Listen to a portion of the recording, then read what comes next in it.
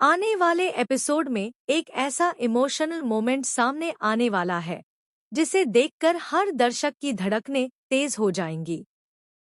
अनु के मन में कई दिनों से उठ रहे सवाल आखिरकार एक तूफान की तरह बाहर फूट पड़ेंगे। वह अब और चुप रहने वाली नहीं है। इतने समय से जो बात वह अपने दिल में दबाए बैठी थी, आज वह सब कुछ आर्यवर्धन के सामने साफ साफ कहने जा रही है। इस बार न वह रुकेगी, न बहाने सुनेगी और न किसी के कहने पर चुप रहेगी। कमरे की हल्की रोशनी, चारों तरफ पसरा सन्नाटा और उस सन्नाटे के बीच अनु का भारी सा कदम। वह सीधे आर्यवर्धन के सामने आ खड़ी होती है।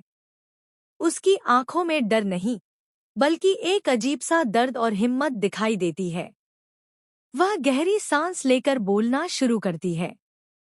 सर, आपको सच में लगता है कि सिर्फ मुझे पायल पहनाकर आप सब कुछ सामान्य कर देंगे? उसकी आवाज हल्की कांपती है, पर उसके शब्दों में ऐसी दृढ़ता होती है कि आर्यवर्धन भी क्षण भर के लिए चौंक जाता है। अनु आगे कहती है, आज ऐसा नहीं होगा। आज मुझे आपका साफ साफ जवाब चाहिए। आज मैं आपको मुझे टालने नहीं दूंगी। अनु के तेवर देखकर पहले तो आर्यवर्धन हल्का सा मुस्कुराता है, जैसे वह उसकी बातों को मजाक समझ रहा हो। वह सहजता से कहता है, अनु, कैसी बचकानी बातें कर रही हो? तुम बिल्कुल एक छोटी बच्ची जैसी लग रही हो। लेकिन इस बार अनु वह अनु नहीं है जो मुस्कुराकर उसकी बातों में बह जाए। वह मजबूत होकर एक कदम और आगे बढ़ती है।